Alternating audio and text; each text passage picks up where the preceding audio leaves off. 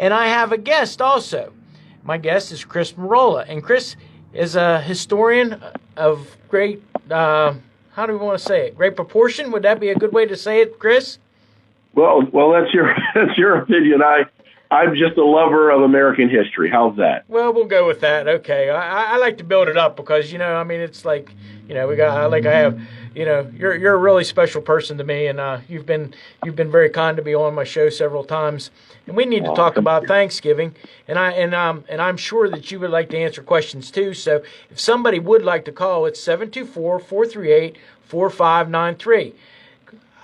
What would you like to start out and kind of give some details or history about Thanksgiving? Sure. And let me just say, it's just that I love America. I love American history. You know the story of how my parents both grew up in Italy during World War II. The Nazis took over their town. They had to go live in caves in the mountains for a whole month. They ran out of food after 3 weeks. They got by on nothing but goat's milk and cow's milk for a week, and they prayed. And God, we believe, answered their prayers because the U.S. Army delivered my parents, who were 5 and 7 years old in 1943, delivered them from the Nazis. So this is why I love America. This is why I love the U.S. military. I'm a veteran of the U.S. Army myself, proud to have served. So anything to do with American history is something that I'm passionate about and I certainly love. So let me just preface everything by saying that. Is that fair? Yeah, that is fair. That is more than fair. Okay. But anyways, I kind of like, a lot of people don't understand how Thanksgiving actually works. We know the story about how people came here and we were taught in school, and it really wasn't taught quite properly. There was actually a couple different groups of people that came to this country, and you're very more knowledgeable about that than I am. I guess we need to elaborate a little bit about that. Okay. Well, here's what happened. There were two successful colonies. The first two successful colonies in America were the 1607 colony that landed in Jamestown, Virginia, near Virginia Beach. And then there was the second colony, which came in 1620. Those are the ones we consider the Pilgrims. And so we celebrate Thanksgiving Day in their honor. And actually, Thanksgiving was proclaimed a national holiday, okay, by Abraham Lincoln during the Civil War. So here's the deal.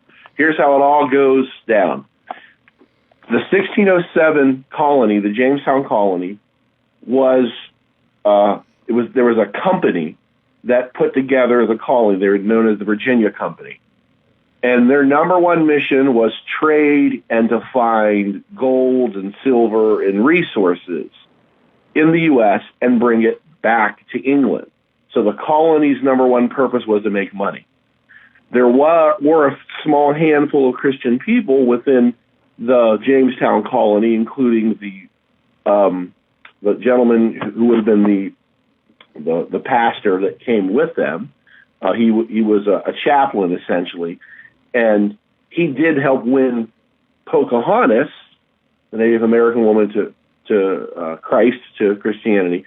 But they were the practicing Christians were a very small group of people. You know, you're looking maybe a dozen, maybe 20 at the most. There were a lot more who were not. And so what you see in 1607, when they land in Jamestown, even though that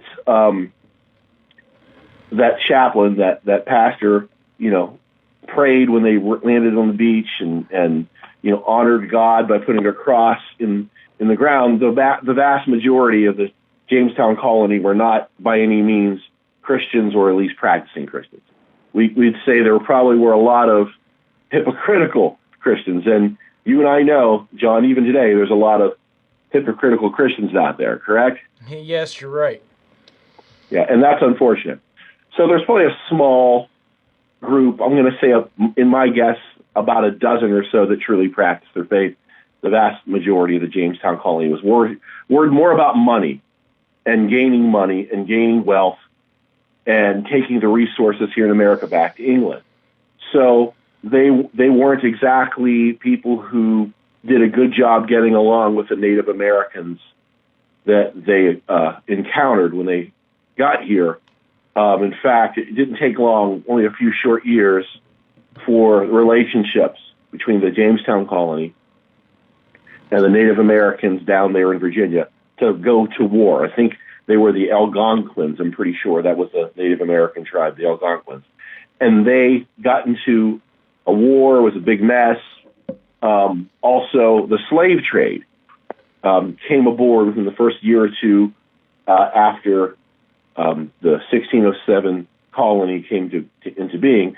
And they embraced the slave trade because they wanted to put people to work and they wanted to make money. So you see already from the beginning, the first successful colony in America, the 1607 Jamestown Colony, was interested more in money, and they embraced slavery, and they had a war with the Native Americans within the first couple of years, and their colony fell apart, and it wasn't as successful as it could have been. Now let's contrast that with the 1620 Plymouth, Massachusetts colony. These are the people for which we celebrate Thanksgiving. There are huge contrast differences between the 1620 Pilgrims that landed in Plymouth and those who landed in 1607 in Jamestown, which is Virginia Beach area. The 1620 colony came to the United States. First, they left England. Then they went into another country, I believe it was Holland. And then from there, they ended up coming all the way to the U.S. Their reason for coming to the United States was to escape religious persecution. And their objective was to seek religious liberty and to make peace with the Native Americans and to do right by the Native American people. And they did.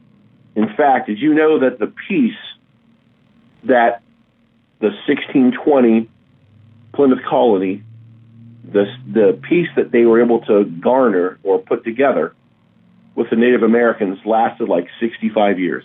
Yeah, and it was, I'm trying to think of the name of there was a particular tribe that they befriended. It was the, I can't think of it right now. But anyways, they actually befriended a certain tribe, and there was actually an English speaking Native American amongst them. That he'd been here. He was here on a what do you want to call it? He came over. The Pilgrims weren't the first ones here. There was actually different ships that came, and he was on one of the ships, and he actually stayed in with the Native Americans. I'm thinking it was the Wapa. Wampanoags? Yeah, that's it. Yeah, the Native Americans, and actually they were the ones that first. I think they were the ones that actually shared the feast for the. There was a drought in 1621. I'm getting ahead of you, but anyways. Yeah, it's okay. I cannot confirm it with Wampanoags. I'm going to take your word for that one. I do know what happened was, when they arrived, the 1620 colony, again, seeking religious liberty, because they were being persecuted in England by the king. And one of the reasons they were being persecuted, is they refused to read the King James Bible. Do you know that? I knew there was something about, it was the translation they didn't agree with, wasn't it? It was. Yes. Yeah. They read the Geneva Bible. The difference between the Geneva Bible and the King James Bible, when you read the text, is not very much. Both biblical texts read almost exactly word for word. So what's the controversy? Here's what it is. The Geneva Bible also had study notes, much like a study Bible. If you've ever read a study Bible, you know what I'm talking about, right? Like layman's, Right. So the biblical text from Genesis to Revelation, from Old to New, was almost identical between the Geneva Bible and the King James. There wasn't much difference at all. So their argument wasn't the biblical text itself. It was the footnotes and the Bible study notes contained within the Geneva Bible. What was contained within the Geneva Bible were study notes, that were highly critical of the monarchy or king and queen. In fact, if you go back to the Old Testament, the Jewish people were crying out to God and said, give us a king. And God said, no, I don't want to give you a king. That's a bad thing for you. You don't need a king. They rebelled and screamed and cried, and God said, you know what? I'm going to let you have your king, and you're going to wish you never had one. So sometimes God lets us have what we ask for just to teach us a lesson, to not ask for that. And in the case of Israel, that's what happened. They had a king. And in all of Israel, I think there were only two good kings. Yes. I think that Israel split between the north and south, and I think the northern kingdom never had one good king, ever. Hey, and I think sorry. We're going to have to take a break here because I'm paying some bills. Can we stop right there for a second? I didn't mean to cut you off, but Nick, can we go ahead and take a break right now? Let's do it. And we're back. And I have a caller on the line. I'd like to go to the caller. Caller, who are you? Hey, John, it's Larry. Oh, it's Larry. How are you doing today? Yeah, good. Just out here on the old property, busting up some wood this afternoon. How are you guys doing today? We're doing real good. Is there what? I guess what we need to ask you, Larry. What are you thankful for this year, Thanksgiving? I am thankful for all the people in the 50th district that supported me for this election. Every committee member, every committee chairman, every person that called and gave me advice throughout this entire thing, especially you, John. Thank you. Very thankful for meeting you and your family. You've been amazing, and of course, thankful to everybody that voted and everybody that supported me in this election. It was overwhelming. It's humbling. So, very thankful for that this year.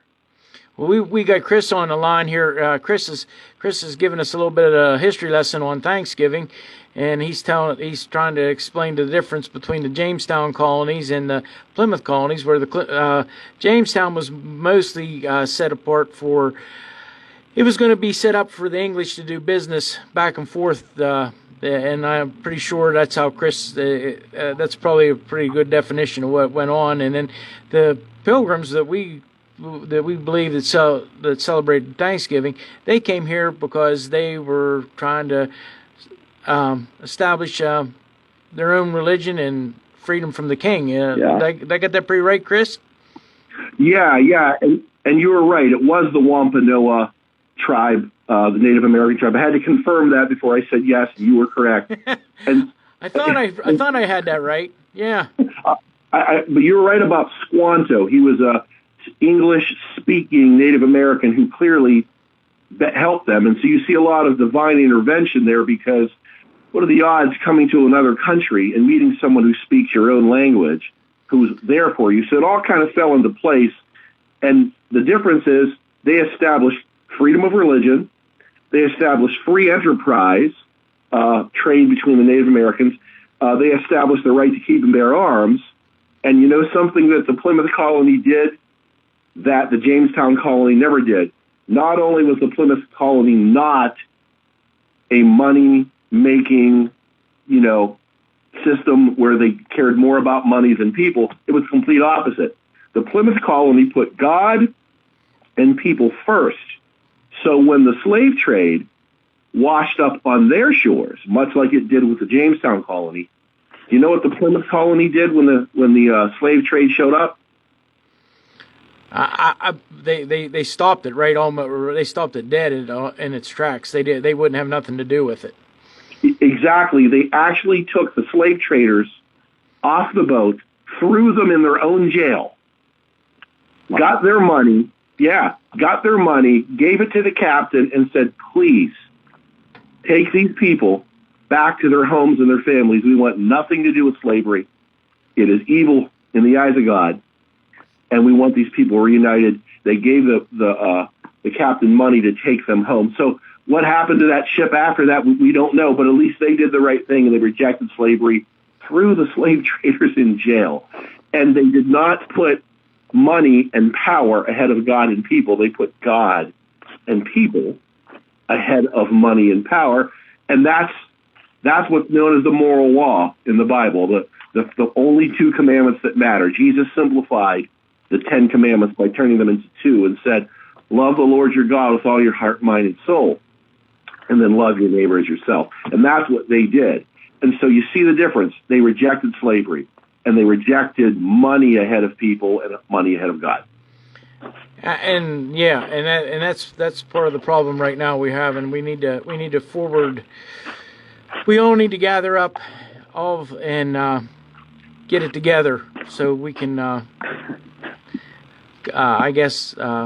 stand beside each other for the next few years here, because it's going to be a tough next 4 years, I'm afraid. It does appear that way. In the time I have left, let me try to say this.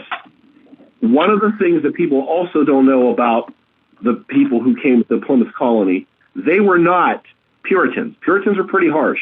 Puritans were known for being pretty legalistic and harsh like Pharisees. Except for one thing, Puritans were okay with alcohol, which is very strange. So they didn't mind having alcohol, but they were very hyper-legalistic like the Pharisees. The people who arrived in the Plymouth Colony were not Puritans. They were called separatists. And what the separatists believed is, ready for this, that government and the state should not be one entity. There is the true meaning of separation of church and state, not what separation of church and state has come to be today. It's been mangled and twisted. The real meaning of separation in church and state goes back to the separatists who wanted separation of government from the state, because they saw what happened in England when the government and the church were one. They could tell you what Bible to read and run your life. And they were like, no way do we want government telling the church what to do, being the same entity, because then they're going to tell us what Bible to read, how to practice our faith. No, we want the Geneva Bible, not the King James Bible, because they liked the Geneva Bible because of the footnotes and the study Bible contained within it. So the true meaning of the separation of church and state goes back to the 1620 Plymouth Colony, who said the government is one entity, the state is another, and the two should not be mixed together. Larry, you still with us? Yeah, John, I'm still here. Okay. Yeah, I guess that's kind of how, when it comes right down to it, that's kind of how we believe things should be. And the way we kind of went through this election this last time, we kind of decided that was what we wanted, and we stood our ground. But the fight isn't over yet, is it, Larry? No, we're still holding out. That some of the fraud that we found during the election that we directed people to report to their authorities. That's still under investigation. That's what you get a lot of. It seems like you get a lot of Democrats who want to argue with you that there was no fraud in this election, but we saw it firsthand. We had a lot of people reach out that were just disgusted that they had lost their opportunity to vote, or that they were getting absentee ballots that were coming to their house already filled out. So we know that there were systematic issues with this election. Not to mention just the numbers are monstrously different than what they've ever been in the past. And we've always had historically record-breaking elections, but we've never had a turnout like this one. That, coupled with why they shut down the polls in the middle of the night instead of counting through and things like that. There's a lot to look at in this election, and thankfully, I think that because the House Resolution 1100, that our state representatives are going to do this audit and find out exactly where the issues were, because I know that a lot of the county commissioners, they had passed their they had certified the election, and they were certifying based on what they counted that night They hadn't looked into any of the misdoings that had occurred prior to the election. So they were just counting any type of possible fraud that was that had happened in this election as it was real votes. And there was, of course, the Supreme Court and the state Supreme Court had decided they weren't allowed to check for signatures, which is that's absolute lunacy not to be able to. We've always checked signatures. And to throw that out, John, ridiculous, not to mention it's not within the purview of the state Supreme Court to write laws from the bench. So we're seeing a lot of very big issues with this election. Hopefully we'll get that sorted out in due time, due process. And I know Chris agrees with you 100% because Chris is he's talked to me about this several times. But hey, we're going to get back to the Thanksgiving thing, Larry, and I really appreciate you calling in, and we'll talk to you another day. All right, John. Always great talking to you, sir. Yep. Hey, Chris, with the separation of church, well, not separating the church, the separation of government and state, like you're explaining there. This is what the not the Puritans, the separationists. Yeah, that's what the Pilgrims, I guess, is what what we should actually call them, wanted. And the reason they had the Thanksgiving feast was a lot of people don't realize this. They actually had a drought. 1621. Is that the number right? 1620. It was a year. There was only about 50 of them left at that time. Is that correct? Yeah, about half or more than half of them died within the first year.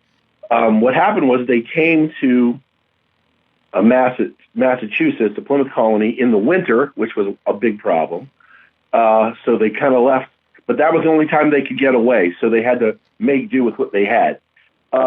So they got there in the winter, and if it wasn't for the Native Americans, they would have died. So they were grateful to them for that. So it was the Wampanoags, as you said, who helped them. And they got through, especially because Squanto, who had learned English decades before, was there. So that they saw that as a divine intervention sign. How do you find this guy who speaks English, on the other side of the world? So that was cool. So they helped them get through, but they suffered. And one of the reasons they suffered wasn't just the drought, John. They actually tried socialism. The government mandated what you could grow and what you couldn't grow, how much the price was, and it was big, heavy government, and it was disastrous. When you combine the drought with socialism, it was a complete disaster. After about a year or so, they figured this isn't working, and they tried free enterprise capitalism. And guess what? They were able to overcome the drought by allowing people to grow as much food as they wanted, to sell it for whatever price they could, and to grow whatever they chose. Instead of the government mandating you only grow corn, what if you don't have a passion to grow corn? What if your passion is growing peppers and onions or tomatoes, tomatoes weren't found late until much later, so we'll scratch tomatoes. Yeah. So, but you get the point. So they were able to grow whatever they wanted and sell it at the price they wanted in a free market, and it helped them get out of the drought. So this successful colony that came in 1620, whose mission it was to find religious freedom and get away from religious persecution in England, whose mission it was to put God and people first, which is why they rejected the slave trade. They also gave us the first example of socialism, which was an abysmal failure, and gave us the first example of free enterprise, and it worked. How about that? And that's exactly what happened. And they actually started. They fasted for 3 days because they were in the middle of a drought, and they took to prayer, and it started to rain, and that's why they decided to have the feast celebration. Yeah, they wanted to give thanks to God for hearing their prayers, getting them through the drought, and then that's when they started implementing free enterprise, and it worked. And so what these separatists established when they came to America was some things that we know are good: free enterprise, freedom of religion, the separation of the government from the state, separation of the government from the church is what I meant to say. They also established the right to keep and bear arms. They established tolerance with the Native Americans, and everything that we built our nation upon, Declaration of Independence, the Constitution, the Bill of Rights, all of these things, the founding ingredients, if you will, go back to the 1620 colony. Yep. Hey, with that, Chris, we're going to have to take a short break. Nick, you want to stop and take a break here? And we're back. Chris, you with us still? Yeah, I'm still here. Okay. Hey, I tell you what, there's a lot of things that people don't realize about Thanksgiving. Like one of the things that there's all kind of little things that we aren't taught correctly. During the Depression, we're moving way away from the Jamestown colonies now, but I know during the Depression that Franklin Roosevelt tried to move Thanksgiving up a week because he was trying to get retail sales a boost, and that didn't work out so well for him because they called it Franksgiving. And then there was, one of the other things that happened in earlier times, like George Washington and Thomas Jefferson, I forget, there was one other president, they actually decided to have Thanksgiving, but there was more than one day. And maybe you can clarify that a little bit with us. They had like different days that they had for to celebrate Thanksgiving? Yeah, there was. But again, it was Abraham Lincoln that established it as a national holiday. And then the day, I think, even changed even after Abraham Lincoln. But if I could get back to what the true meaning Go ahead. of the separation of church and state is, all it means, that phrase, is that the government and the church will not be one entity. They'll be two separate entities. It does not mean people of faith don't have a right to speak freely in public or be involved in politics. Quite the opposite.